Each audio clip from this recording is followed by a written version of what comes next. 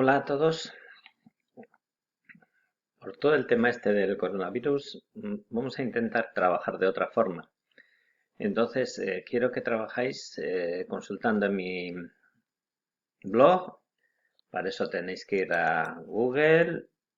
De Google vais a Artea eta economía con K de kilo. Hacéis la búsqueda. Entráis en el blog y dentro de ese blog hay una serie de etiquetas. De las etiquetas tenéis que buscar el que sea historia de EPA. Vais a historia de EPA y en vuestro caso, los de Derio, tenéis que buscar el tema de la descolonización de Asia y África. Entonces, clicáis ahí y ahí tenéis una serie de informaciones donde hay una serie de películas, documentales que quiero que vayáis viendo. Por ejemplo, este es el diario de una motocicleta y tenéis aquí una introducción de lo que fue este periodo. Y vídeos intercalados con texto. Entonces lo que quiero es ver un poco los vídeos, los dos primeros vídeos, por ejemplo, y luego bajáis hasta el final. Y ahí hay una serie de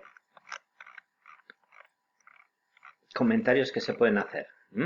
Comentarios. Entonces, quiero que me escribáis, por ejemplo, la primera parte, a ver qué os ha parecido. Podéis hacer un resumen, me podéis buscar información interesante respecto a eso.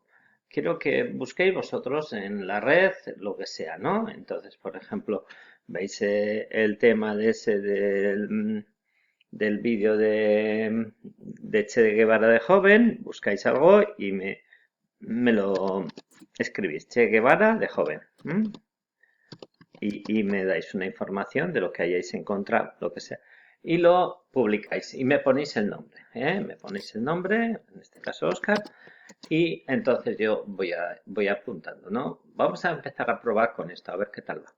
Vale, bueno, espero que nos vaya mejor y un saludo y hasta que nos podamos ver.